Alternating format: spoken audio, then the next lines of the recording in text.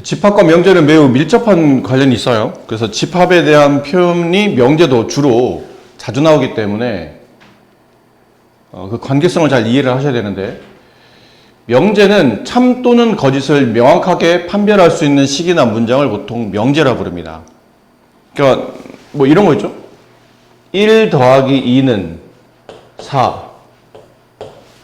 참인가요? 거짓인가요? 거짓이죠? 그럼 명제예요. 그래서 답이 안 맞습니다. 답은 안 맞죠. 이걸 보통 뭐라 부르냐면 거짓인 명제라고 불러요. 혹은 정삼각형은 한 내각이 60도입니다. 이거 맞는 말이죠? 그럼 이건 참인 명제예요.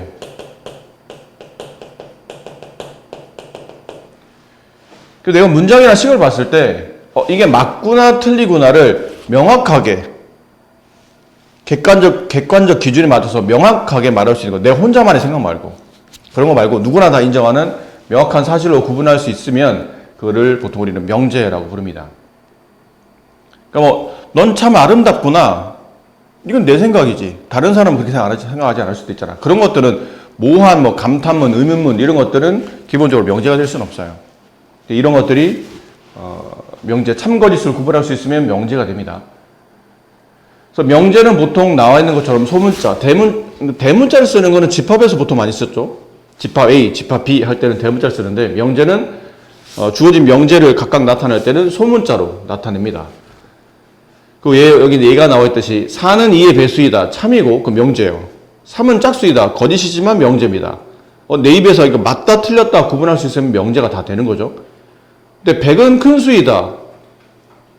100 정도면 큰 수인지 아니면 작은 수인지 이게 좀 애매하죠. 기준이 없기 때문에. 그래서 이거는 명제라고 판단하기는 어렵다라는 거고, 정의라는 단어는 우리가 주로 지금까지 많이 썼던 단어인데, 수학적 정의는 용어의 뜻을 명확하게 구분할 수 있을 때 그 뜻이, 그 주어진 용어의 뜻, 불변의 진리, 그런 거 있죠. 의미, 그런 것들이 정의고, 정리는 그 용어가 가지고 있는 뜻, 정의를 통해서, 그 주어진 정의를 통해서 나타나는 성질이 있을 거예요. 그 성질은 기본적으로 정리라고 부르는데, 이 정리는 증명이 필요합니다. 그래서 정삼각형은 세 변의 길이와 세 내각의 크기가 모두 같은 삼각형이죠. 이건 정의인데, 이등변 삼각형 같은 경우도 이등변 삼각형은 두 변의 길이가 모두 같다. 이건 정의죠. 두 변의 길이 같은 삼각형을 이등변이라고 부르니까. 그거를 따로 증명하지는 않는다는 뜻이야. 이등변인데 얘랑 왜 변 길이 같아요? 라고 말하지는 않는다는 얘기죠. 변 길이 둘이 같은 걸 이등변이라고 부르고 약속했으니까. 하나의 약속은 증명하지는 않는데, 이등변 삼각형은 두 밑과 크기가 서로 같습니다. 이거는 이제 정의가 아니고 성질이죠. 이게 정리가 되는 거예요. 그럼 이 정리는 증명이 필요합니다. 왜 두 밑과 크기가 같은지를 어떤 증명을 통해서, 알려진 사실을 통해서 이게 왜 참인지를 확인하는 과정을 보통 우리는 증명이라고 부르고, 정리는 증명이 필요하다는 얘기죠. 초반부는 늘 그렇지만 비슷비슷하게 해도 쉬워요. 왼쪽에 있는 것들 참인지, 그러니까 이 명제인지 아닌지를 구분하는 건데, 장미는 아름답다. 명제 아닐 테고, 30보다 작은 자연수는 많다. 이것도 명제가 아니겠죠. 많다 적도의 기준이 없으니까.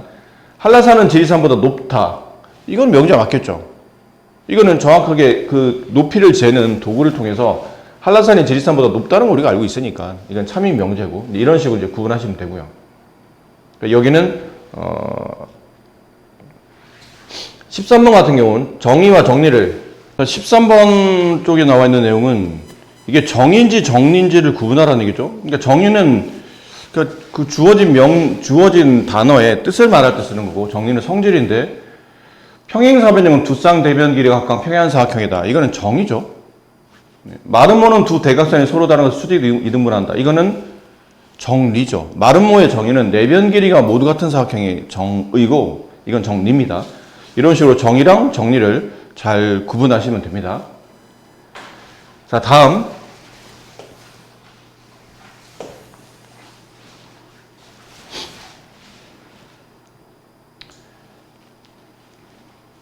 명제를 다루는 동안에 저 조건이라는 단어를 굉장히 자주 듣게 되실 텐데, 문자의 값에 따라 참문 거짓이 정해지는 식이나 문장을 보통 우리는 또 조건이라 불러요. 뭐 예를 든다면 x 플러스 1은 2이다. 이게 명제입니까? 라고 물어보면 이거 약간 애매하죠. 이게 x에 1이 들어가면 이 문장은 참이 되는데 x에 1이 아닌 나머지 값이 들어가면 거짓이 되죠. 이것처럼 주어진 문자 혹은 미지수의 값에 따라 참 거짓이 바뀔 수 있는 이런 식이나 문장을 우리는 명제라 부르지 않고 조건이라 불러요. 조건이라는 단어를 씁니다. 그래서 문자의 값에 따라 참 거짓이 정해지는 식이나 문장을 앞으로는 조건이라고 부르며 진리집합도 중요한 단어인데 전체 집합, 명제 다루면서 왜 전체 집합이 나오나요? 그런데 명제를 다루다 보면 어떤 상황상 그 주어진 문장이나 식을 참으로 만드는 값들이 존재할 거라는 얘기죠. 그 값들이 하나의 모임이 됩니다. 그 문장을 참으로 만드는 값들의 모임이 되잖아. 그러니까 그렇게 명제를 만족하는 집합이 존재할 수 있기 때문에 그 안에 전체를 대상으로 했을 때 그 전체 안에 들어있는 원소 중에 어떤 조건이 참이 되게 하는 그 원소들의 모임, 그 모임을 우리는 따로 명제 안에서도 진리집합이라고 부른다는 얘기죠. 밑에 보면 이렇게 나와 있죠. 얘가 나와 있는데 x는 짝수이다. x가 2이면 참이지만 x가 3이면 거짓이기 때문에 여기 위에는 이 x는 짝수라는 것은 명제가 아니고 조건이 되며 밑에 2번에 보면 내가 만약 다뤄야 될 전체 대상이 1, 2, 3, 4, 5인데 위에는 조건이죠. x는 짝수이다를 만족하는 모임이 있을 거 아니야. 여기 있는 전체 원소 중에서도 이 조건을 참으로 만드는 x의 모임이 있을 거라는 얘기죠. 그 모임은 2와 4, 짝수니까 그렇게 이 조건을 만족하는 원소로 구성이 되어 있는 이 집합을 이 조건의 진리집합이라고 부릅니다.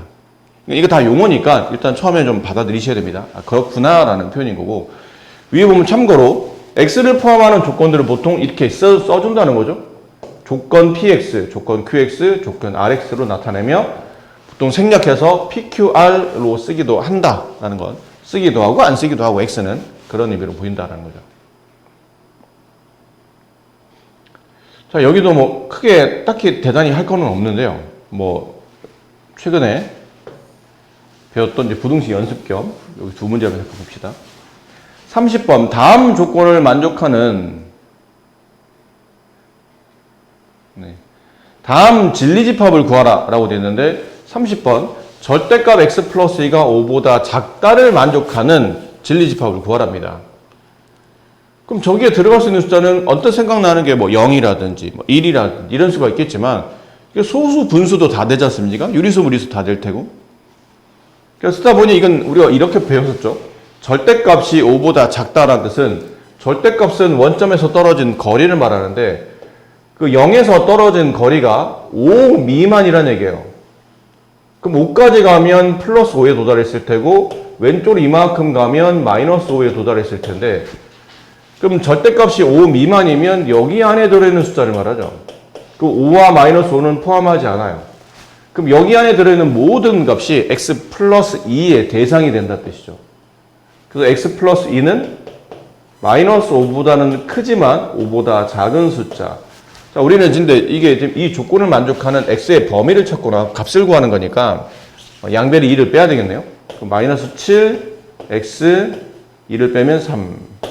이게 주어진 조건을 만족하는 진리집합이 됩니다. x바 x는 이런 조건을 갖는 실수.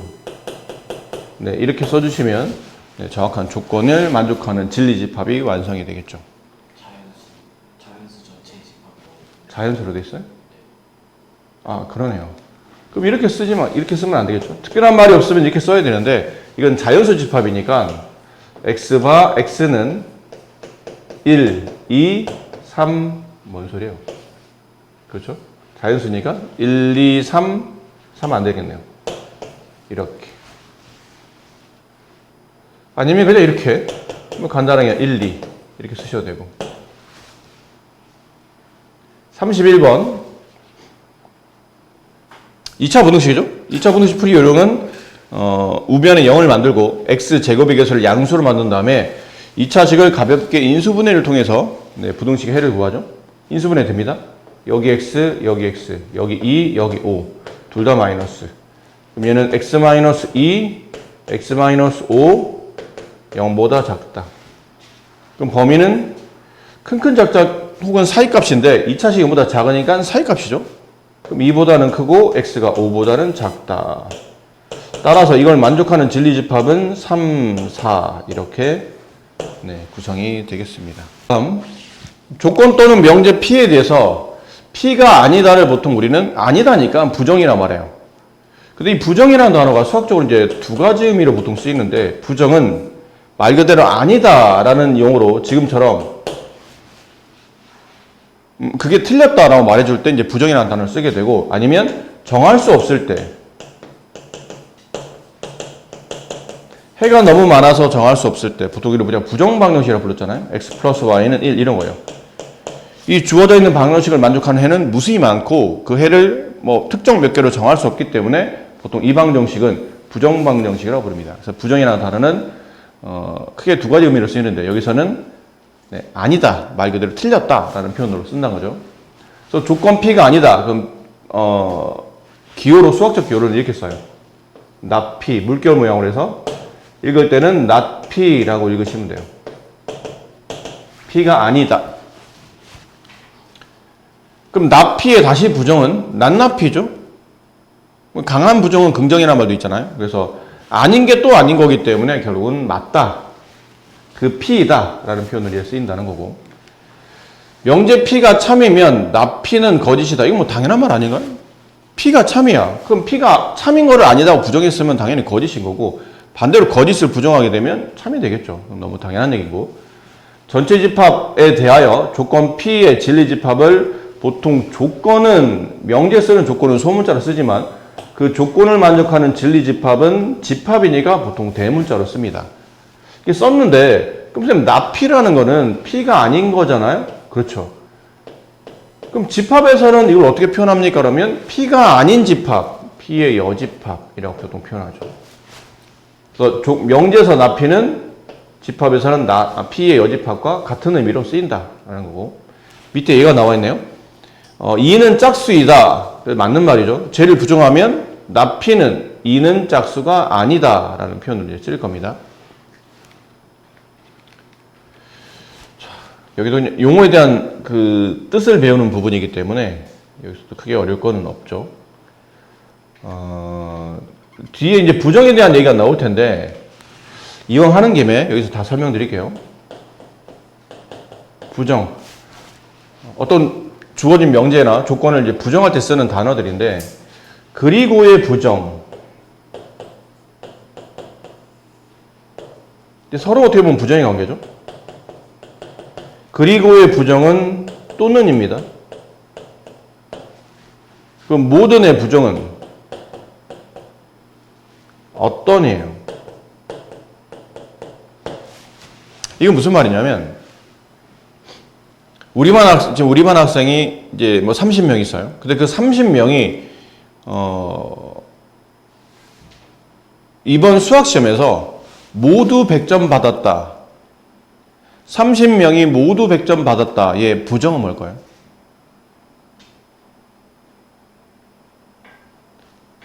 (30명이) 모두 100점 받았다. 이게 부정은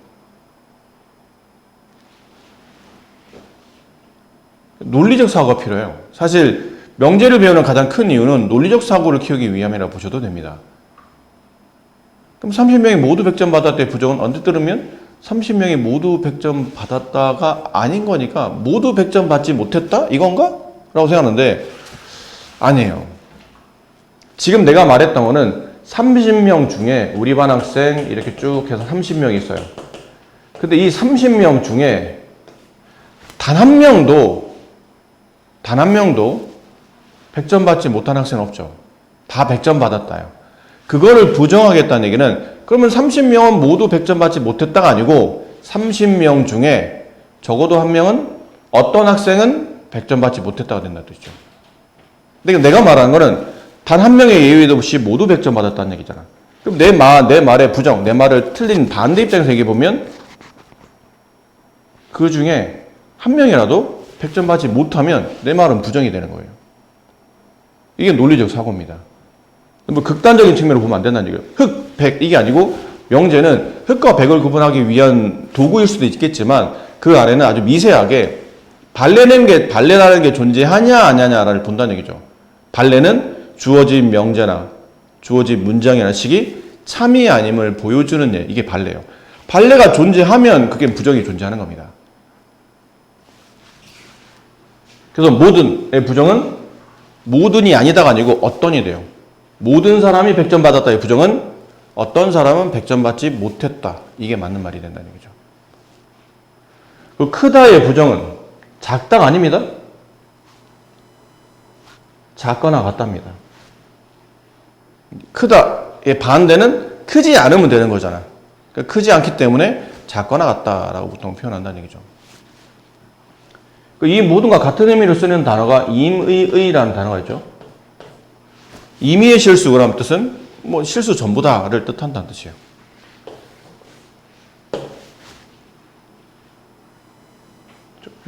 부정에 대한, 주로 많이 쓰이는 대한 부정에 대한 표현을 잠깐 봐드렸고요. 그래서 여기서 보면 뭐 부정하시오, 주어져 있는 문장을 부정하시오. 그러면 뭐 오른쪽에는 조건이 있죠. x는 8의 배수이다 부정하면 x는 8의 배수가 아니다가 될 테고, 뭐 x제곱 마이너스 1이 0보다 작다의 부정은 x제곱 마이너스 1이 0보다 크거나 같다. 이렇게 표현하면 된다는 얘기죠.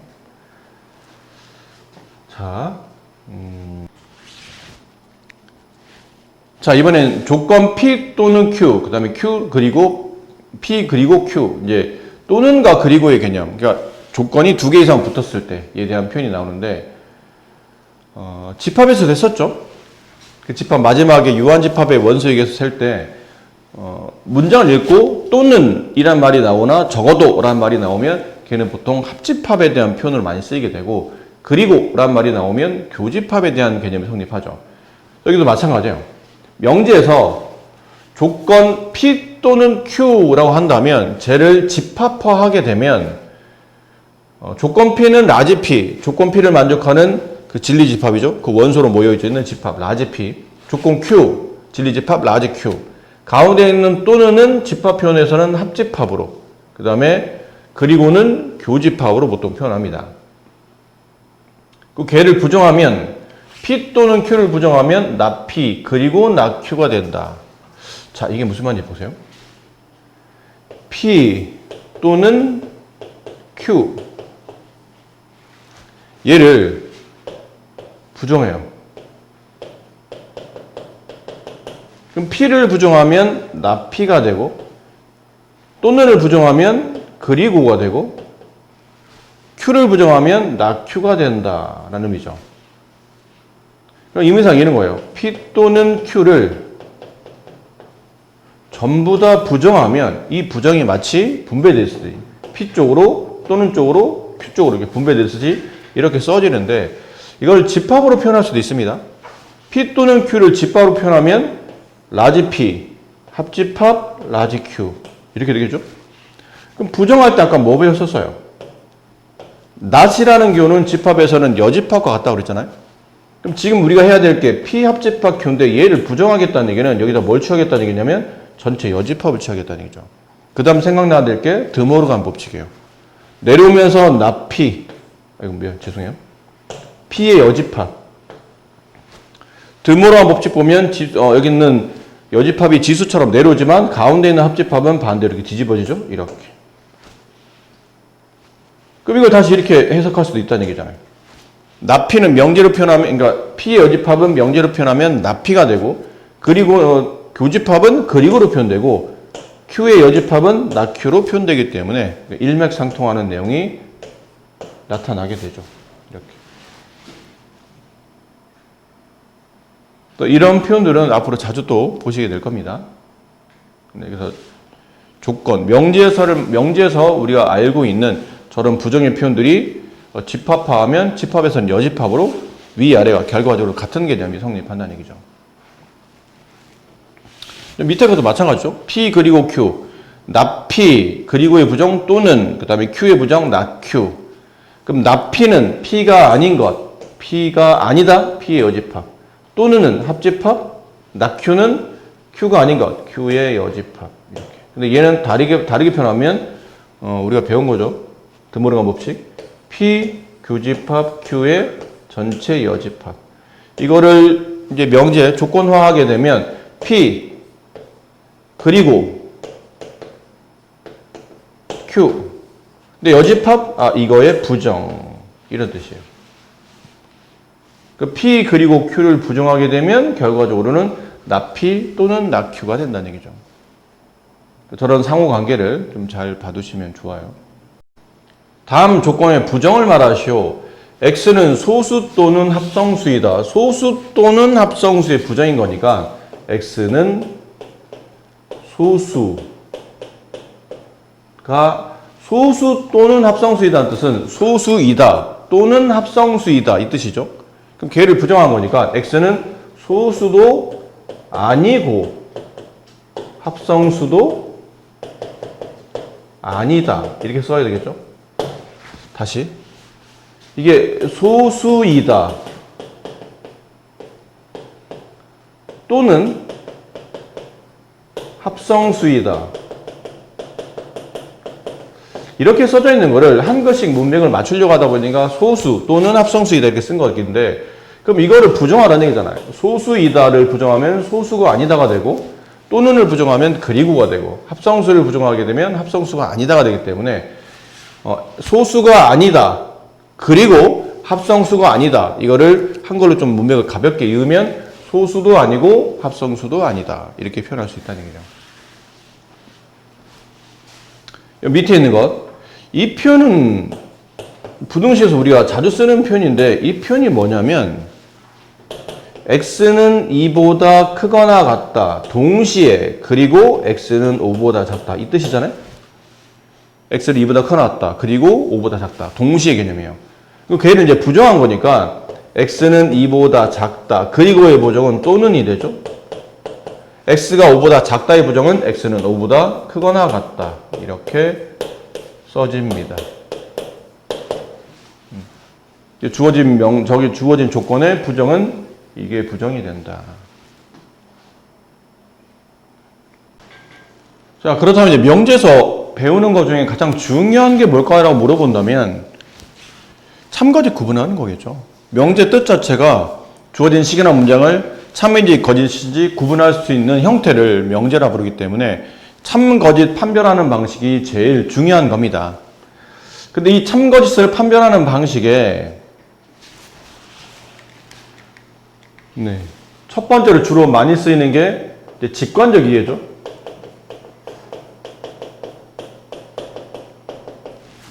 말은 어렵게 썼지만 그냥 쉽게 말하면 보면서 금방 아는 거 있죠. 아까 읽어봤더니 이는 짝수이다. 명제입니까? 그러면 명제이고 이거 참인가요? 거짓인가 물어보면 당연히 참이죠. 그러니까 문제를 보자마자 해석을 바로 할 수 있는 그런 형태를 말하는 거고 두 번째 여기가 좀 중요한데 진리집합의 포함관계를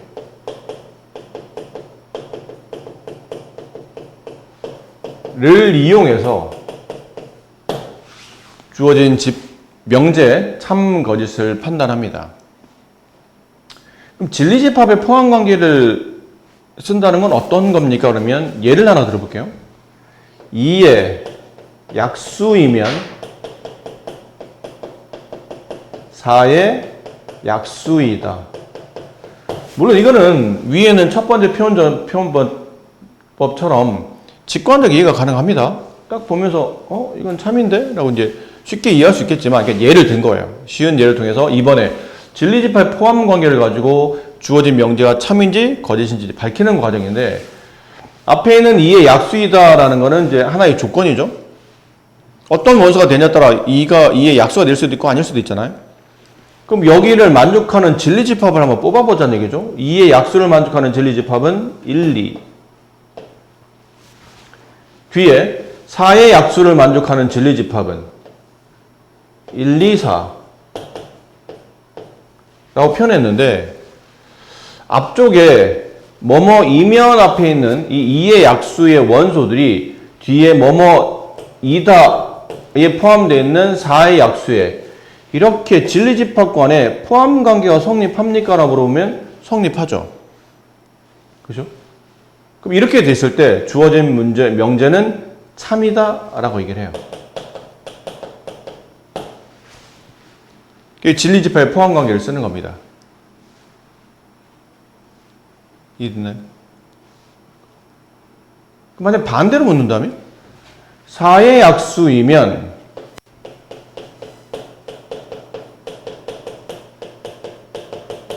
2의 약수이다. 이 문장은 참입니까? 그러면 이것도 마찬가지겠죠.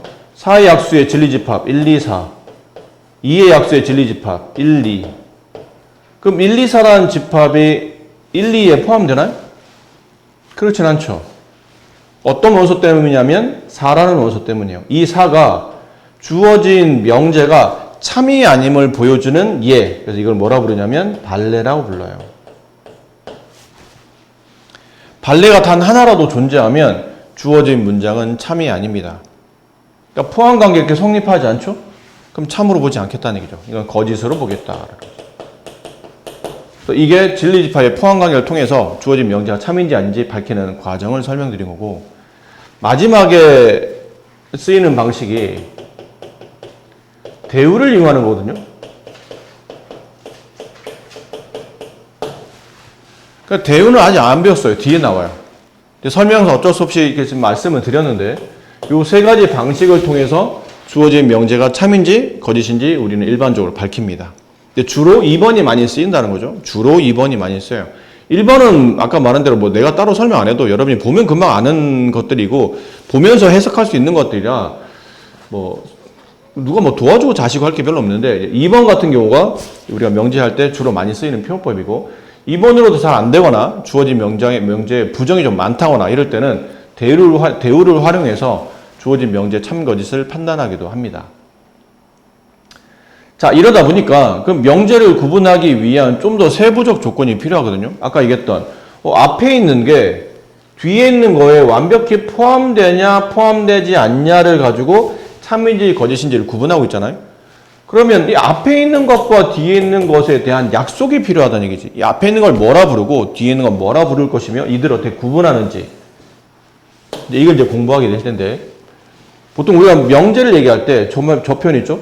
주로 P이면 아까 썼던 것처럼 2의 약수이면 4의 약수이다처럼 이런 문장들이 자주 나와요. P면 Q이다 라고 했을 때 이 이면 앞에 있는 P를 앞으로는 가정이라고 부를 거고 이면 뒤에 있는 뭐뭐이다 앞에 있는 이 Q를 결론이라고 말할 겁니다. 단어의 뜻은 대략 아시죠? 가정. 이렇게 만약 주어진다면 이런 뜻이죠. 결론. 이렇다고 말할 수 있냐? 라고 말하는 겁니다. 그래서 위에 보신 진리집합의 포함관계에서 가정이 결론에 완벽히 포함되잖아요? 그럼 주어진 명제는 참인 명제가 됩니다. 근데 가정이 결론에 완벽히 포함되지 않아서 만약에 발레가 존재해. 그러면 이 문장은 거짓으로 판단한다 라는 거죠. 그럼 P면 Q이다를 수학적 기호로 쓰고 싶은데 어떻게 씁니까? 그러면 이렇게 쓰시면 돼요. P, 화살표, Q. 그럼 화살표를 보내는 쪽이 가정이고 화살표를 받는 쪽이 결론이라는 얘기예요. 이해되셨죠? 네. 근데 만약 그러면 P면 Q이다 이렇게 쓰면 이거는 그냥 명제인 상태인가요? 네, 명제인 상태예요. 앞에 있는 게 가정, 뒤에 있는 게 결론. 그럼 참 거짓을 판단했을 때 이게 참이면 그때 뒤에다가 참인 명제라고 쓰면 되는데 이것도 좀 귀찮으면 참인 명제를 표현하는 다른 경우가 뭐냐면 P면 Q이다에 화살표를 2개를 줍니다. 이렇게. 이러면 참인 명제가 돼요. 한 줄은 그냥 명제, 아직 참거짓이 판단이 안 돼 있는 상태. 하지만 명제. 2줄은 참인 명제. 그럼 거짓인 명제는 또 다른 기호를 만들잖아요. 거짓인 명제는 참인 명제 이렇게 짝대 읽으시면 돼요. 그럼 이게 참이 아닙니다. 거짓입니다. 라는 또 다른 표현이 된다는 얘기죠. 그럼 여기 나온 것처럼 P면 Q이다가 참입니다. 아, 여기 나와 있는 가정을 만족하는 진리집합이 결론을 만족하는 진리집합에 완벽히 포함되는군요. 라는 뜻이고, 참이 아닙니다. 라는 뜻은 가정을 만족하는 어떤 원소가 결론을 결론에 완벽히 포함되지 않더라는 얘기죠. 이렇게. 그러면 주어진 명제는 거짓입니다. 라고 나타냅니다. 자, 이렇게 쓰게 된다. 자, 그런 관계로 여기 있는 문제들을 쭉 이제 풀어주시면 되고, 뭐 7번 같은 경우 참인지 거짓인지 판단하시오라는 건데, 이거 7번 맞습니까? 라고 하면 사실 뭐 이 정도 내용이면 직관적 이해도 가능하긴 한데, 우리가 뭐 포함관계를 만약 본다면이죠. 그럼 P면 Q이다가 참입니까? 거짓입니까? 물어본다는 얘기는 P가 Q에 포함되냐 안 되냐를 물어본다는 얘기죠. 근데 P는 마이너스 1보다 크고 1보다 작다. 보통 저렇게 수직선 나오면, 저렇게 부등식 나오면 수직선 표현한 게 나아요. 이게 P예요. 저 조건을 만족하는 진리집합 라지 P라고 칩시다.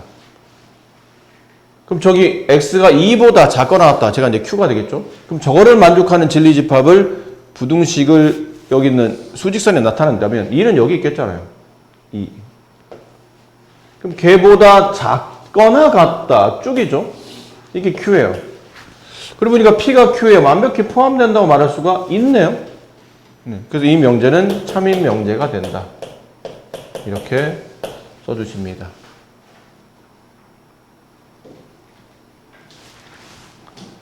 아시겠죠? 네. 자, 이것도 이제 계속 참거짓 판단하는 겁니다. 네. 이 정도는 아마 여러분이 해 보시지 않을까 싶은 생각이 드네요. 아, 여기 중요한 표현이 하나 있는데, 여기 참고라고, 여기 참고에 예에 나와 있는 이 부분인데, 이거 잠깐 설명드릴게요.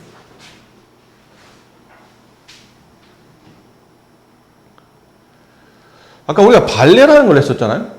발레? 여기도 보면 이렇게 돼 있죠?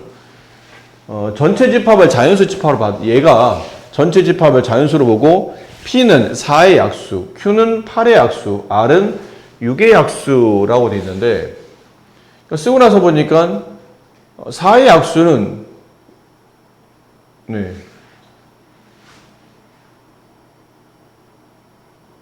4의 약수는 모두 다 8의 약수에 포함되어 있죠. 그렇지? 그러니까 4의 약수인 P는 8의 약수인 Q에 완벽히 포함됩니까? 그러면 포함되잖아요. 그래서 P면 Q이다는 참인 명제가 돼요. 여기는 이렇게. 근데 P면 Q이다가 P면 R이다는 참입니까? 그러면 4의 약수이면 6의 약수입니까? 라고 얘기했을 때 4의 약수는 1, 2, 4고 6의 약수는 1, 2, 3, 6인데 지금 여기 있는 P의 원소 중에 4가 여기 R에 완벽히 포함되지 않은 발레로 존재하죠. 그럼 P는 R에 포함되지 않기 때문에 P는 R이다가 거짓이 됩니다. 자, 이랬을 때 선생님 이걸 왜 따로 아까 비슷한 내용을 또 설명드리냐면, 발레가 주어진 명제가 참이 아님을 보여주는 예 있죠? 이 발레가 존재하는 영역은 어딜까요? 이 집합에서 발레가 P면 Q이다가 알고 보니까 거짓이래. 이 거짓을 나타내는 얘가 발레죠. 그럼 라지 P, 조건 P를 만족하는 진리집합, 라지 Q, 조건 Q를 만족하는 진리집합, 걔네를 포함하는 전체 집합. 자, 여기서 아까 말한 발레가 존재하는 영역이 어딥니까? 물어보면 여기가 발레가 존재하는 영역이에요. 여기 어디죠? 그러면 P-Q잖아요? 우리가 집합에서 배웠죠?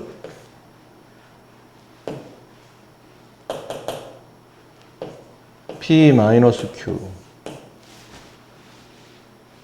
왜 쌤 P-Q가 발레가 존재하는 영역이죠? 그러면 P-Q는 집합할 때 P, 교집합, Q의 여집합과 같다고 배웠죠. 그럼 해석은 이렇게 된다는 얘기야. 이 발레, 좀 전에 써드렸던 이 발레 보세요. P면 Q이다. P, 조건 P를 만족하는 진리집합 1, 2, 4. 조건 Q를 만족하는 진리집합 1, 2, 3, 6. 왜 4의 약수는 6의 약수에 포함되지 않는 거죠? 라고 하면 여기는 4 때문이라고 그랬죠. 근데 이 4의 원소를 보니까 4라는 원소는 어디 안에 포함되어 있는 원소냐면 집합 P 안에는 들어있는 원소죠. 가정을 만족하는 원소라는 얘기예요. 가정 안에는 들어있는 원소예요. 단 어디에 없는 원소죠? 이 결론 안에는 안 들어있는 원소잖아요. 결론의 원소가 아닌 겁니다. 결론의 원소가 아니더라. 그리고 가정의 원소인 동시에 결론의 원소가 아닌 것. 그게 발레다라는 거죠. 가정은 만족하지만 결론을 만족하지 못하기 때문에 주어진 명제가 참이 아님이 나타나는 얘는 해석상 여기 차집합 위치. 아셨죠? 네. 가정 빼기 결론의 위치인 P-Q에 발레가 존재한다라는 거죠. 자, 그래서 여기는 그냥 참거지 판단하는 거라 네, 여러분이 하셔도 이런 것만 잠깐 볼까요?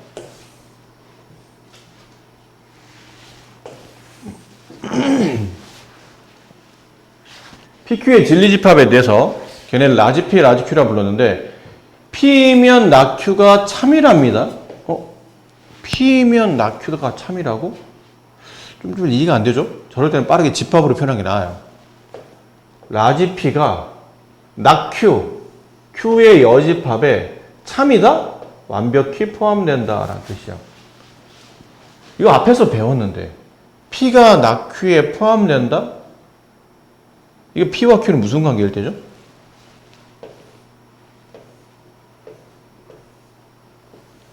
앞쪽에 집합의 성질을 할 때 이거 잠깐 배웠었어요. P라는 집합이 Q의 여집합에 완전히 포함되려면 PQ는 무슨 관계가 되죠? 서로소가 돼야 되죠. 그렇지? 여기 P, 여기 Q. 이런 관계. 그래야 P가 나Q에 완벽히 포함됩니다. 결론은 P 교집합 Q가 공집합일 때인 거죠. 23번은 맞는 말, 24번도 맞는 말, 25번은 틀린 말. P 합집합 Q는 그냥 P 합집합 Q예요. 따로따로니까. 그 다음에 P 교집합 Q의 여집합이면 P 교집합 Q의 여집합은 P-Q죠. P에서 Q를 빼면 그냥 P가 남아요. 뺄 게 없기 때문에 교집합이 공집합이라. 네. 그래서 저기서 맞고 틀리고를 이런 식으로 이제 포함 관계를 가지고 설명드렸었죠. 모든과 어떤, 모든의 부정은 어떤이 되고 어떤의 부정은 모든이 된다라는 걸 잠깐 설명드렸는데 이걸 좀 더 세부적으로 좀 더 깊이 들어가 보면 밑에 이제 아까 설명드렸던 모든과 어떤은 각각의 부정의 관계가 놓이게 되는데 위에 보면 모든이라는 단어가 들어왔을 때 주어진 문장이 참이 되기 위해서는 P와 전체가 같으면 참이 되고 P와 전체가 다르면 거짓이랍니다. 잘 모르겠어요. 무슨 말인지. 밑에 어떤 X에 대하여 P이다 라는 말이 나왔을 때 이게 참인지 거짓인지 구분하기 위해서 어떤 X에 대해서 P이다? 근데 그 P가 조건이죠. 저 조건 P가 공집합이 아니면 참이 되고 공집합이면 거짓이다. 솔직히 잘 모르겠어요. 말만 읽어서는. 그래서 문제를 한번 봅시다. 이거는. 이거.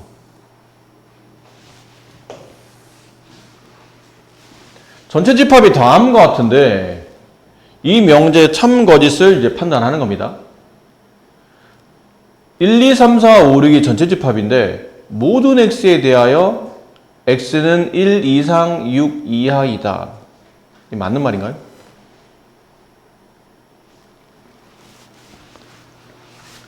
모든, 내가 지금 얘기해야 될 모든이란 거는 여기 있는 전부 다라는 뜻이에요. 예외 없이. 저기 있는 모든 X가 이 조건을 만족하냐라고 했을 때 이 조건이 전체랑 같으면 모든 단 하나도 예외 없이 다 성립한다는 뜻이에요. 이해되죠? 그럼 이건 참이에요. 근데 28번 모든 x에 대하여라는 뜻은 이 6개 전부 다를 대상으로 뒤에 있는 게 이제 p죠. p x제곱은 짝수이다라는 조건이 달렸는데 이걸 보니까 이 조건을 만족하는 진리집합이 전체랑 같나요? 라고 물어보면 같지 않죠. p는 왜 그러냐면 짝수니까 x제곱이 짝수가 되는 거는 2, 4, 6밖에 없는데 2, 4, 6이 전체를 말하지는 않잖아요. 그럼 이렇게 되면 거짓이다 라는 건데 해석상 그렇다는 뜻이에요. 모든이라는 말이 붙으면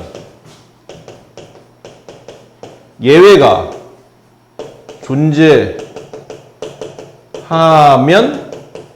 거짓이에요. 그럼 반대로 예외가 존재하지 않으면 이건 참이라는 얘기죠. 그럼 27번처럼 저 위의 대상의 6개 중에 단 하나도 예외 없이 저 조건을 모두 다 만족하더라. 그러면 참인 거예요. 근데 밑에는 28번처럼 저 위에는 6개 중에 예외가 존재하잖아? x제곱이 짝수가 아닌 숫자가 존재하거든요. 1, 3, 5 같은. 그럼 예외가 존재하면 이건 거짓이에요. 모든이나 말이 붙었을 때는 거짓이 성립한다는 얘기죠. 근데 이게 이제 모든에 대한 표현이었고 이제 어떤 봅시다. 29번 어떤 x에 대하여 어떤이라는 표현은 저기는 1, 2, 3, 4, 5, 6을 다 말하는 게 아니고 저 6개 중에 적어도 하나라는 뜻이에요. 어떤 x는 적어도 하나. 저 6개 중에 적어도 하나는 3이다. 그럼 맞는 말이죠. 이게 조건 P인데 P가 공집합이 아니잖아요. 그러니까 저기는 전체 집합 중에 어떤 원소가 이 조건 P를 만족하는 진리집합 라지 P가 존재하더라는 얘기예요. 공집합이 아니더라는 얘기야. 그러면 이건 참이다 라는 뜻이고 밑에 어떤 x에 대하여 이게 조건표죠. x는 8의 배수이다. 주어져 있는 숫자 저기는 전체 집합에 있는 원소 중에 이 조건 p 8의 배수 8의 배수면 8, 16, 24 이렇게 되는 집합이잖아요. 이 집합이 저 전체랑 비교해 봤을 때는 성립하지 않은 공집합이죠. p가 공집합이라는 게 아니고 전체 집합 중에서 여기 안에 원소를 담당하는 원소가 이 안에 들어있나요? 없죠. 그럼 P는 해석상 8의 배수니까 숫자가 꽤 많아 보이지만 우리가 대상으로 보는 숫자는 세상에 존재하는 숫자는 1, 2, 3, 4, 5, 6밖에 없는 거예요. 근데 1, 2, 3, 4, 5, 6 중에 8의 배수라는 집합은 존재하지 않잖아요. 숫자가 1, 2, 3, 4, 5, 6밖에 없는데 8의 배수가 어디 있어? 그러니까 이 조건을 만족하는 진리집합은 원소가 존재하지 않는 공집합인 거예요. 이해되죠? 그럼 P는 공집합이네? 어떤이란 말이 붙었는데 이 조건을 만족하는 집합이 공집합이 돼버렸네요? 그러면 거짓이다 라는 거예요. 저 위에는 6개 중에 적어도 하나는 제발 8의 배수를 만족했으면 좋겠는데 8의 배수를 만족하는 원소가 없다는 얘기죠. 그러면 이 주어진 어떤이란 문장에서는 거짓이 성립한다. 그래서 어떤이란 말이 붙으면 주어진 조건을 만족하는 얘가 존재하면 존재하지 않으면 거짓이에요.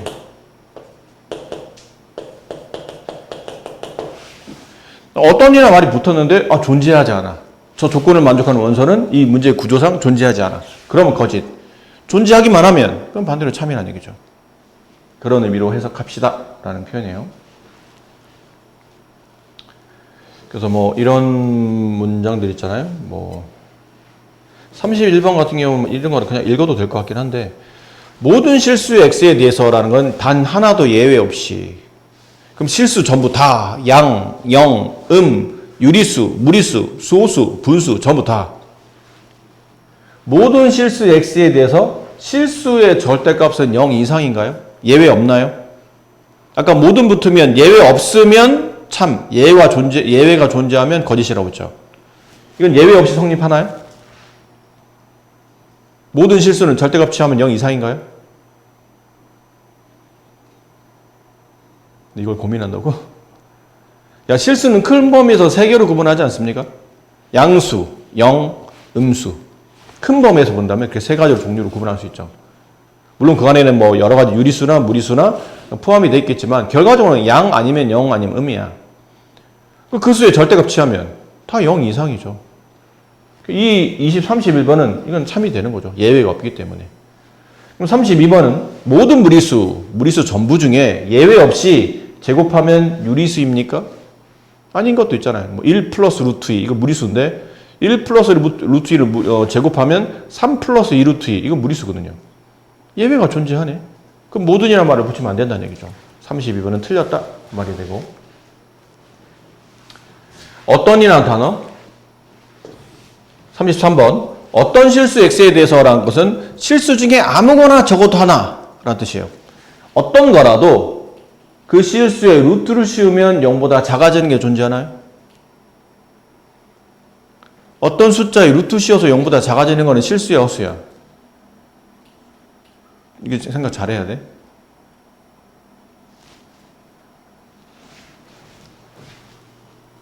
봐봐. 이거 헷갈리니까 여기는 조금 써봅시다. 자, 어떤 실수 단 하나도 존재하면 참, 어떤이라는 말이 붙을 때 존재하지 않으면 거짓이에요. 근데 어떤 실수면 양수도 있을 테고 0도 있을 테고 음수도 있을 겁니다. 근데 어떤 실수에 루트를 씌웠어요. 그럼 얘는 0보다 작다를 만족하나요? 루트 양수는 음수입니까? 아니죠. 이건 안 되네. 그럼 어떤 실수 중에 0, 루트 0은 음수인가요? 아니죠. 그럼 루트 음수는 음수인가요? 루트 음수는 음수예요? 순간 헷갈리지.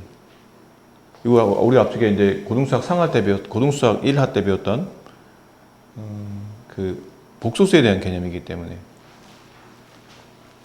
루트 음수 이런 예를 들면 이런 거 루트 음수 이건 뭐죠? I 그치? 이거 음수야? 이건 흔히 말하는 허수잖아. 루트 1의 음수는 허수잖아? 허수는 실수가 결국은 아닌 거지. 실수 아닌 숫자가 허수잖아. 실수는 뭐 할 수 있는 숫자면 위에 본 것처럼 양령, 대소비교로 할 수 있는 숫자가 실수라면 허수는 대소비교가 안 되고 양음의 구분이 없는 거예요. 그러니까 이런 거 있잖아요. 아이가 0보다 작습니까? 몰라요. 모르는 겁니다. 2i가 큽니까? 마이너스 2가 큽니까? 모르는 겁니다. 다 모르는 거예요. i가 붙는 순간부터는 양음의 기준이 없어져요. 그럼 루트 음수는 허수기 때문에 0보다 작다 크다 말할 수 없다는 거죠. 따라서 어떤 실수라도 루트를 씌우면 0보다 작아집니까? 그렇진 않네요. 이 얘기는 이 조건을 만족하는 실수가 존재하지 않는다는 뜻이네? 그럼 어떤이란 말을 붙여도 이거는 거짓이 된다는 거죠. 어떤은 단 하나도 존재해야 돼요. 모두는 단 하나라도 예외 없어야 되고 어떤은 단 하나라도 존재해야 돼. 근데 저거는 어떤 실수를 갖다 집어넣어도 0보다 작아지지는 않네요. 그래서 얘는 단 하나도 존재하지 않기 때문에 거짓. 34번 어떤 실수 x에 대해서 다음을 만족합니까? 이건 완전 제곱식이죠. x 플러스 1의 제곱은 0보다 작거나 같다. 어떤 실수를 제곱해서 0보다 작을 수는 없죠. 그렇지? 0보다 작을 수는 없어요. 존재하지 않아. 제곱해서 음수가 되는 거는. 하지만 어떤 실수를 제곱해서 0이 되는 거는 있죠. 마이너스 1. 그럼 주어져 있는 이 어떤 실수의 예를 마이너스 1로 두면 된다는 뜻이야. 다른 실수는 이 상태에서 제곱하면 다 0보다 작아지진 않지만 0보다 작거나 같아지진 않지만 x가 마이너스 1일 때는 이 부등식이 참이 되네? 그럼 주어진 조건을 만족하는 원소가 단 하나라도 존재하면 어떤은 참이 된다 라고 말씀드렸죠. 이해하셨나요? 그럼 35번 같은 거 x제곱 마이너스 x 마이너스 3은 0. 어떤 실수 x에 대해서 다음 조건을 만족하는 원소가 있습니까? 있으면 참, 없으면 거짓. 그게 어떤 애에 대한 표현이었으니까. 존재해요? 지금 우리는 이 답을 구하라는 게 아니지. 이 식을 만족하는 실수 x가 존재하냐 안 하냐 물어봤으니까 근의 존재성을 물어볼 때는 근의 공식이 아닌 판별식을 집어넣어야 되죠. 판별식 b제곱 마이너스 1의 제곱 마이너스 4 곱하기 a 곱하기 c 양인가요 음인가요 물어보면 양이네요. 판별식 양이라는 얘기는 서로 다른 두 실근이 존재한다는 얘기잖아. 그러니까 결국은 근이 있다는 얘기지. 이 방정식 혹은 이 조건을 만족하는 실수 x가 존재한다는 뜻이니까 이건 참이 된다는 얘기죠. 그래서 모든가 어떤은 이런 식으로 잘 구분해 주시면 되겠습니다.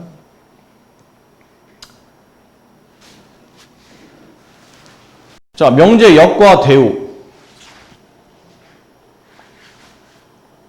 아까 잠깐 언급했던 대우가 나오죠. 자, 오른쪽에 이제 그림이 나와 있는데 P면 Q이다. 이게 우리가 흔히 알고 있는 명제 표현이죠. 아직 참거짓 판단 안 한 겁니다. 그냥 명제에 대한 표현. P면 Q입니다. 근데 그 명제 역이라는 단어가 나오는데 역은 역수할 때 그 역이에요. 거꾸로 뒤집는 겁니다. 그래서 P면 Q이다를 거꾸로 뒤집겠다는 뜻은 순서를 바꾸겠다는 얘기죠. Q이면 P이다. 가정과 결론의 위치를 바꾸는 게 역입니다. 그래서 서로 무슨 관계냐면 역의 관계예요. P면 Q이다 역은 Q이면 P이다고 Q이면 P이다 역은 P면 Q이다가 돼요. 서로 역의 관계. 그 다음 요 위아래 관계는 여기 책에는 잘 표현이 안 돼 있는데 위아래 관계는 뭐의 관계냐면 서로 부정의 관계죠. P면 Q이다를 부정하면 나P면 나Q이다가 되고 반대로 나P면 나Q이다의 부정은 낫나피고 낫나Q가 되기 때문에 P면 Q이다가 되겠죠. 서로 부정의 관계. 기준은 얘입니다. 처음에 했던 이 명제가 기준이에요. 그 명제를 기준으로 가정결론의 위치를 뒤바꾸면 역. 그 다음에 부정을 하게 되면 밑에 있는 제. 마지막에 대우라는 게 있는데 이것도 서로 대우 관계죠. 대우라는 이 단어의 뜻은 역과 동시에 부정을 같이 취하는 것. 이게 대우입니다. 역 그리고 부정. 그럼 걔를 보통 우리는 대우라고 불러요. 그래서 역을 취하면 Q이면 P이다. 걔를 부정하게 되면 나P면 나Q이면 나P이다가 되죠. 이게 대우예요. 그럼 역을 먼저 취하고 부정을 해야 됩니까? 아니면 부정하고 역을 해도 되는 겁니까? 상관없습니다. 역하고 부정을 하나, 부정하고 역 하나 어차피 이해해요.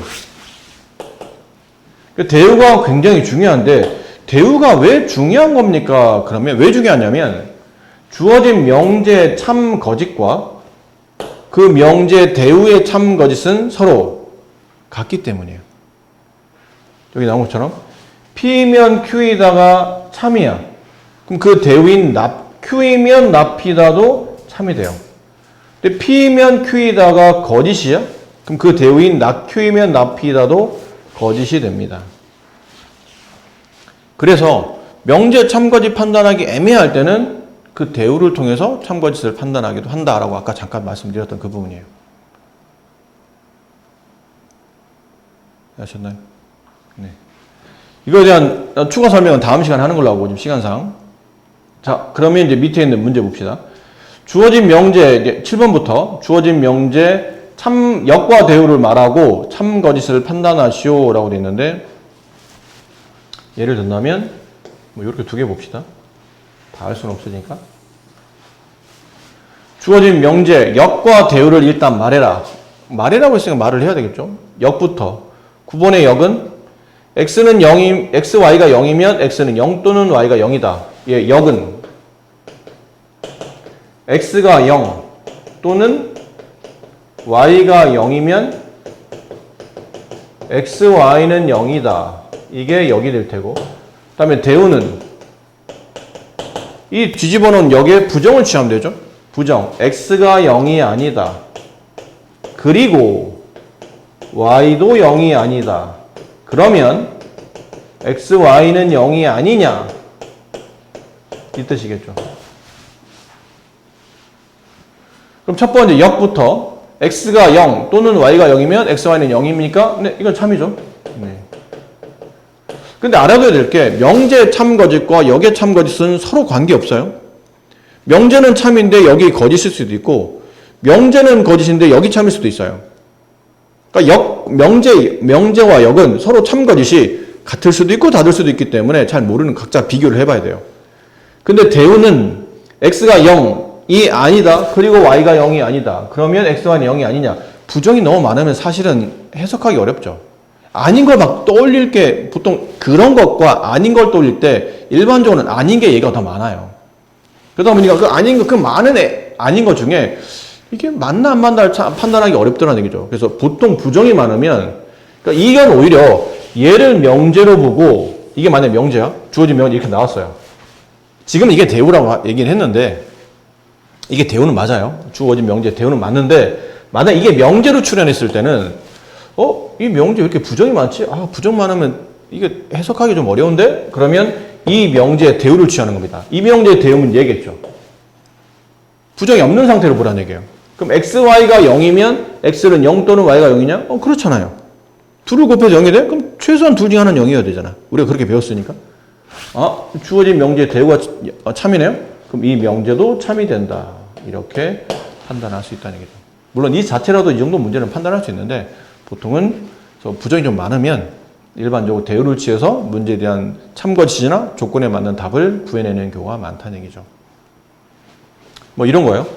x제곱 마이너스 3x 마이너스 플러스 2는 0이 아니면 x는 3이 아니다. x는 1이 아니다. 뭐 이런 거 증명하랍니다.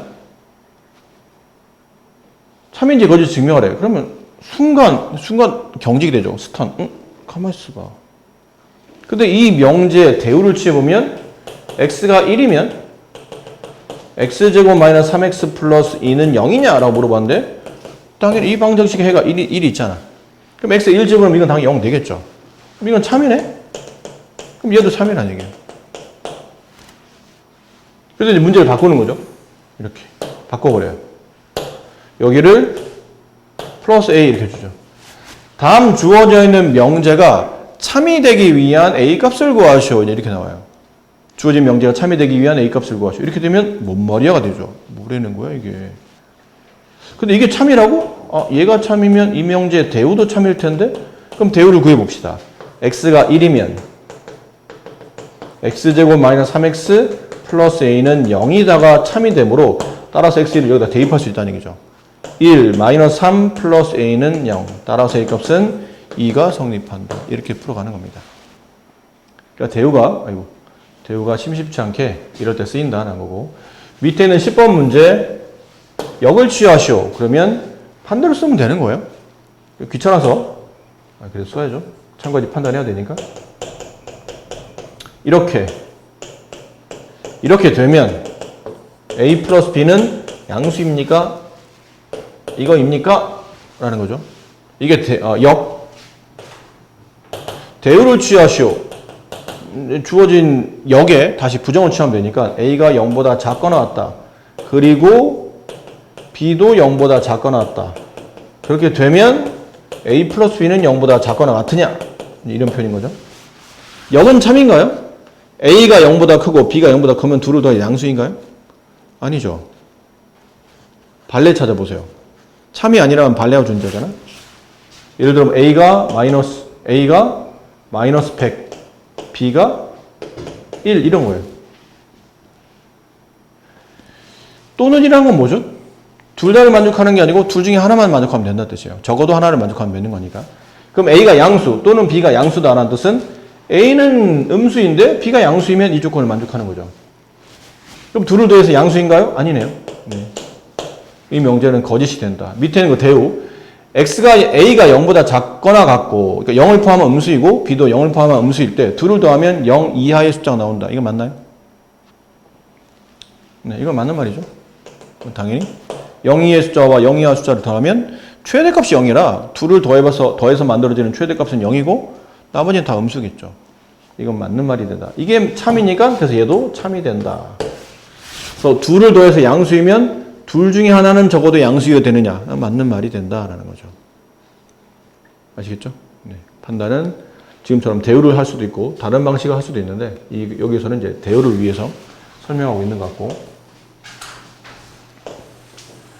3단 논법은 수학적으로 우리가 논리적 사고를 말할 때 이런 3단 논법 많이 쓰죠. 너는 이래. 근데 이런 사람 보통 이래. 그러니까 너는 이런 사람이야. 라고 할 때 보통 많이 쓰는 방식이고 간단한 예는 이런 거잖아요. 만약에 나는 아산 사람이죠. 나는 아산 사람이다. 그 아산 사람은 대한민국 사람이야. 그럼 나는 대한민국 사람이다 성립하는 거죠. 그게 3단 논법이에요. 또 P이면 Q이다가 참이야. 근데 Q이면 R이다도 참이에요. 그럼 따라서 P이면 R이다가 최종 정답이 된다는 얘기죠. 이게 3단 논법입니다. 자, 근데 여기서 아셔야 될 게 우리가 주어진 명제, 참인 명제를 보면 뭐를 또 떠올릴 수 있냐면 이 명제가 참이라고? 그러면 이 명제의 대우도 참이겠지가 성립하죠. 명제가 참이면 대우도 참이라고 했으니까 이 명제가 참이라는 표현이 돼 있어요. Q이면 R이다가 참입니다. 그러면 저 명제 대우인 나달이면 나Q이다도 참이 되겠죠. 그럼 3단 논법으로 얘네 둘을 가지고 얘를 얻어냈잖아요.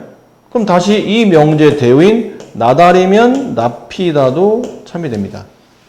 그럼 실제로 두 개의 참인 명제를 가지고 총 6개의 참인 명제를 끌어낼 수 있는 게 3단 논법의 특징이에요. 그러니까 논리적 사고가 좀 더 확장이 된다는 얘기죠. 우리가 알고 있는 건 딱 두 개, 우리가 알고 있는 사실은 딱 두 개야. 참인 사실 딱 두 개. 근데 걔네 둘이 지금처럼 3단 논법으로 이어져 있어. 그러면 논리를 6가지로 확장시킬 수 있다는 뜻이에요. 굉장히 강력한 무기가 된다는 얘기죠. 어떤 논리적 사고를 얘기할 때는 굉장히 강력한 무기가 될 수도 있어요.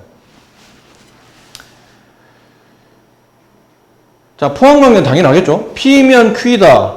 P가 Q에, 여기 그림 있으니까요. P가 Q에 포함되어 있는데, Q이면 R이다. 그럼 Q도 R에 포함되어 있네? 이런 포함관계를 말하는 거구나. 라는 거죠.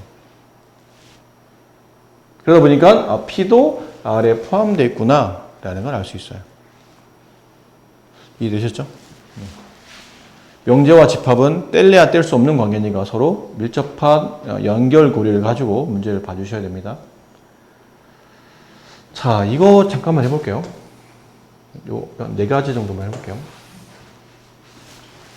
세조건 PQR에 대해서 다음 주어진 두 명제가 모두 참일 때 반드시 참인 건 동그라미 아니면 X를 하시오. 지금 써져 있는 문장은 P이면 낙Q이다가 참이랍니다. 근데 R이면 Q이다도 참이에요. 그 위아래 보니까 조건상 Q라는 알파벳이 2번 쓰이죠. 물론 not이 붙었기 때문에 달라 보일 수도 있겠지만 결과적으로 보면 Q가 연결고리가 된다는 얘기죠. Q가 P와 R을 연결시켜주는 다리 역할을 할 겁니다. 근데 아직은 다리를 잇기에는 모양이 완벽히 똑같지는 않거든요. 그래서 이럴 때 쓰는 게 아까 말한 대우 명제입니다. 얘 P이면 not Q이다가 참이네? 그러면 저 명제의 대우인 Q이면 not P이다도 참이 되죠. 이렇게 쓰고 보니까 이렇게 자연스럽게 이어지는 형태가 성립하네요. R이면 Q이다. 여기 썼으니까요. R이면 Q이다. 근데 Q이면 not P이다? 그럼 뭐가 성립하죠? R이면 not P이다도 성립하죠. R은 Q에 포함, Q는 다시 not P에 포함, 그러면 R도 not P에 포함. 따라서 나머지 추가로 2개 대우 명제, 이 명제 대우 not Q이면 나달이다도 참이 되고 여기에 대우 P이면 나달이다도 참이 돼요. 이 6개만 완벽히 참이고 이 6개를 제외한 건 참이 아닐 수 있으니까 확실히 알지 못합니다. 18. Q이면 나피다. 찾아보세요. Q이면 나피다. 여기 있네요. 맨 위에. 맞는 말. 낙Q이면 나달이다. 여기 있네요. 맞는 말. P이면 R이다. P이면 나달은 참이지만 P이면 R까지 참인지는 알려진 바가 없기 때문에 이건 참으로 보기 어려워요. 참으로 볼 수 없다는 거죠. 그럼 나피면 나Q이다. 있나요? P면 나Q는 있지만 나피면 나Q는 없잖아요. 그래서 이거는 알 수 없다. 네, 참이 아니다. 수학적으로 알 수 없으면 참이 아닌 겁니다. 충분 조건과 필요 조건이라는 게 명제에서는 약간 종합 선물 세트 같은 느낌이에요. 요즘은 그런 거 없잖아? 근데 선생님 때는 어렸을 때 종합 선물 세트라는 게 있었어요. 요즘은 세상이 너무 풍족한 세상이라 그런 게 별 필요 없는데 우리 때는 이제 먹는 게 충분하지 지금에 비해서 이게 충분하지 않을 때다 보니까 추석이나 뭐 설이나 아니면 누구네 집에 이제 방문할 때 그 집에 애들이 있어. 그러면 갈 때 선물, 애들을 위한 선물로 뭘 사가냐면 종합 선물 세트라는 걸 사갔었어요. 그 종합 선물 세트 안에 이런 박스에 포장이 됐거든? 근데 이제 회사마다 그 박스 포장이 좀 다를 수 있는데 박스 안에 과자도 있고 사탕도 있고 껌도 있고 막 젤리도 있고 막 여러 가지 있죠. 여러 가지 제품 다 담아놓은 거 그게 종합 선물 세트거든요. 그러니까 명제에서는 충분 조건과 필요 조건이 약간 종합 선물 세트 같은 느낌이에요. 그러니까 지금 배운 걸 다 담고 있어요. 다.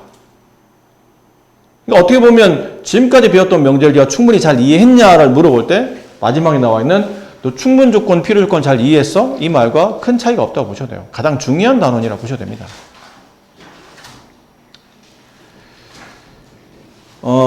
충분 조건, 필요 조건 말할 때 여기 보면 말이 좀 어렵게 돼 있거든요. 여기 보세요. 이런 말 있죠. P면 Q이다 두 줄이죠?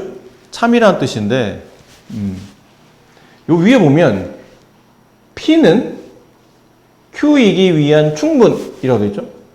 근데 똑같은 명제를 가지고 밑에는 이 Q는 P이기 위한 필요? 그러니까 P가 어디 있고 Q가 어디 있냐에 따라서 어떨 때는 충분히 쓰이고 어떨 때는 필요가 쓰인다는 뜻이죠. 헷갈린다는 얘기야. 누구에 대해 기준에서 말하냐에 따라서 충분히 될 수도 있고 필요가 될 수도 있다는 뜻이죠. 그래서 선생님이 학교 다닐 때는 학교 선생님이 이런 표현상 다시 P면 Q이다 라는 그냥 참인 문장이 하나 있어요. 근데 P 입장에서 P는 Q이기 위한 무슨 조건입니까? 라고 물어봐요. 그럼 이때는 충분히 들어가야 돼요. 충분 조건이라는 단어가 쓰입니다. 근데 이제는 P가 아니고 Q를 기준해요. Q는 P이기 위한 무슨 조건입니까? 그러면 똑같은 말인데 여기 또 필요라는 단어가 필요 조건입니다라는 단어가 들어간다는 뜻이에요. 그럼 하나의 문장을 가지고 기준이 누구냐에 따라서 이렇게 쓰기도 하고 저렇게 쓰기도 하다 보니까 헷갈려 애들이 헷갈려해. 그래서 선생님이 고등학교 때 수학을 담당하셨던 선생님께서 뭐라고 말씀하셨냐면 야 얘들아 잘 봐. P 입장에서는 이렇게 Q 쪽으로 뭘 쏘지.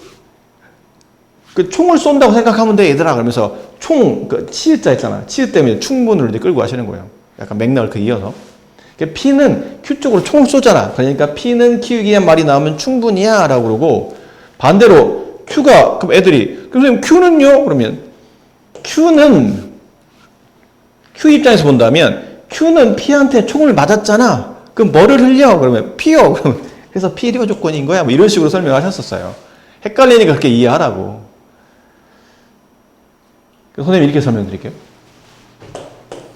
이게 결국은 뭐가 문제냐면 기준이 누구냐에 따라서 단어가 달라진다는 얘기잖아. 그럼 처음부터 기준을 잡아두면 헷갈리지 않을 거라는 얘기예요. 기준을 여러 가지를 고민해 놓고 나고 기준이 바뀔 때마다 내가 이랬다 저랬다를 설명하기가 헷갈리는 거라면 기준을 정하면 헷갈리지 않을 거라는 얘기예요. 이게 필요냐 충분이냐 말을 이게 필요 조건입니까? 충분인 조건입니까? 충분, 필요, 충분, 필요 충분이라고 불러요. 단어는 그렇게 부릅니다. 필요 조건, 충분 조건, 필요 충분 조건. 충분 필요한 단어는 없어요. 요 딱 세 개만 씁니다. 근데 저것들에 대한 성립하기 위한 첫 번째 기준을 잡죠. 전제 조건이에요. 가정과 결론의 구분을 명확히 합니다. 가정과 결론의 구분을 합니다. 그러니까 니네 둘 중에 누가 가정이야, 누가 결론이야를 먼저 정하라는 얘기야. 그럼 선생님, 가정은 어떤 것들이 보통 가정이고, 어떤 것들이 보통 결론입니까? 그러면, 뭐뭐이면, 뭐뭐는, 뭐뭐은, 뭐뭐이, 뭐뭐가, 이런 말 있죠. 은는 이가는 보통 주어할 때 쓰잖아. 그 대놓고 이면이 있으면, 요 뭐뭐가 가정이 되는 겁니다.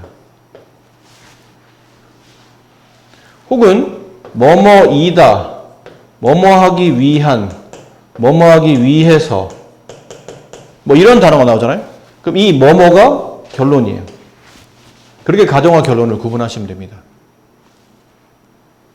이해됐니?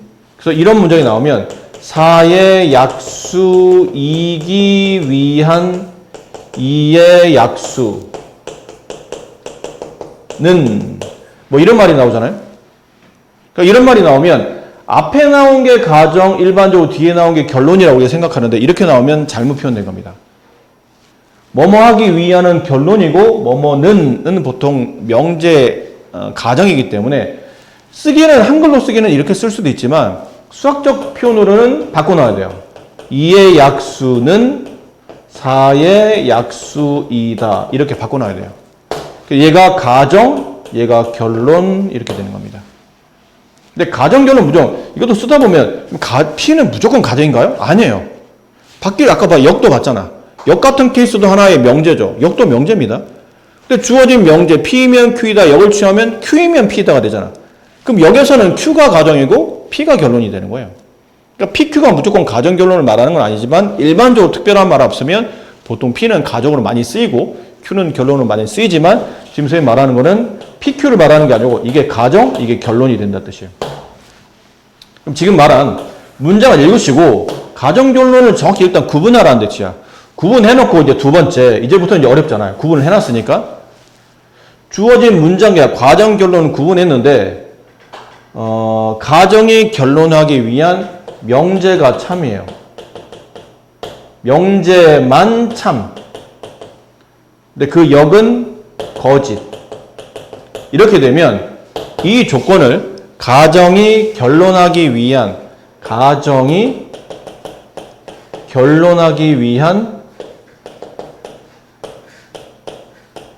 이제 단어를 써요. 충분입니다 라고, 충분 조건입니다 라고 단어를 써요. 명제는 참이야. 근데 여기 거짓이네? 그럼 이럴 때는 가정이 결론하기 위한 충분입니다 라고 말하고, 반대로 명제는 거짓이에요. 근데 여기 참이야. 이럴 때는 가정이 결론하기 위한 필요 조건이라고 불러요. 세 번째, 명제도 참인데 그 역도 참이에요. 그럼 이럴 때는 가정이 결론하기 위한 필요 충분 조건이라고 불러줘요. 글씨 엉망인 거 좀 이해하시고, 네. 앞으로 우리는 이렇게 정의할 겁니다. 어떤 문장이 나오는데 이게 충분인가요? 필요인가요? 뭐 이런 물어보면 제일 먼저 누가 가정이고 누가 결론이 명확히 구분한 다음에 가정, 결론이 구분이 됐을 때 명제와 참, 근데 역은 거짓이야? 그럼 이거는 가정이 결론하기 위한 충분. 명제는 거짓, 역은 참. 그러면 가정이 결론하기 위한 필요. 명제 참, 역도 참. 그러면 가정이 결론하기 위한 필요 충분. 이란 뜻으로 해석하시고, 표기법상 이래요. 얘는 Q를 봤을 때 P면 Q이다는 참이에요. 약식 표기죠. Q이면 P이다는 거짓인 겁니다. 이럴 때는 P면 Q이기 위한 충분히 성립하고, 얘는 P면 Q이다는 거짓이야. 근데 Q이면 P이다는 참이야. 그럼 얘는 P가 Q이기 위한 필요가 성립한다라고 말해요.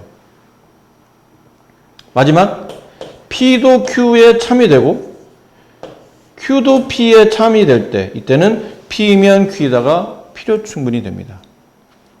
그럼 알아두셔야 될 게, 명제는 집합과 또 밀접한 관련이 있다며. 가정을 만족하는 진리집합이 결론을 만족한 진리집합에 완벽히 포함돼. 단 이쪽으로 포함되진 않아. 그럼 이 명제는 참인 동시에 가정이 결론하기 위한 충분히 성립한다는 얘기죠. 얘는 반대로 P면 Q이다는 거짓이야. 근데 Q이면 P이다는 참이야. 그럼 주어진 명제는 거짓이지만 이런 상황에서는 가정이 결론하기 위한 필요가 성립한다라고 얘기하고, 마지막은 P면 Q이다가 참이 되는 동시에 Q이면 P이다도 참이 되기 때문에 결국은 PQ가 서로 가정과 결론이 알고 보면 같은 조건을 말하고 있다는 얘기죠. 동치를 말해요. 서로 같은 결과라는 뜻이에요. 시간이 많지 않아서 빠르게 예를 봐드릴게요. 이런 것들. 네.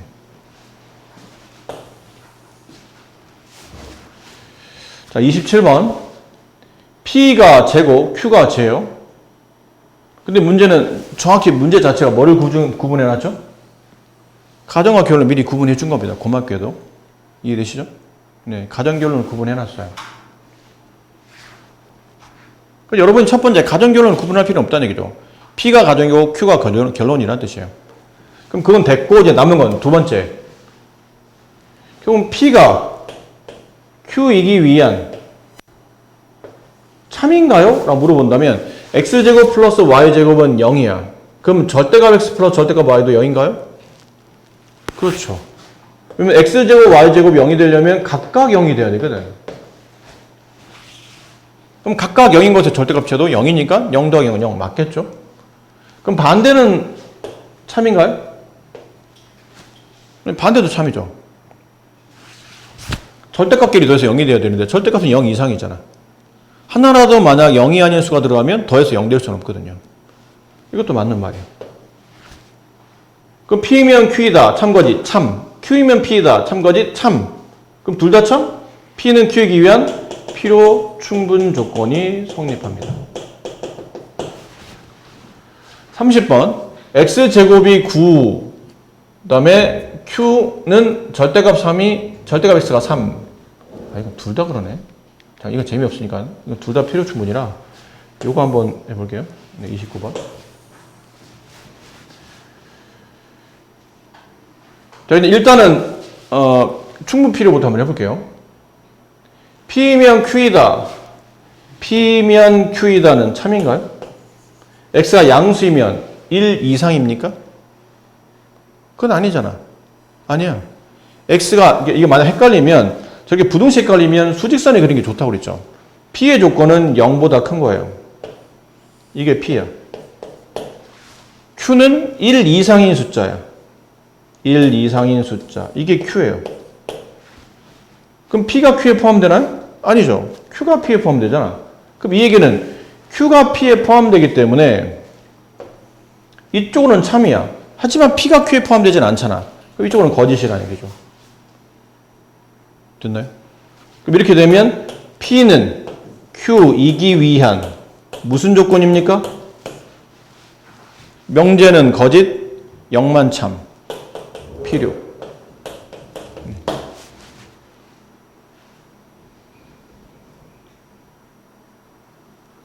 집합 PQ를 구하시오. 이거 직접 쓰시면 돼요. 집합 PQ는 P는 X가 양수이다. Q는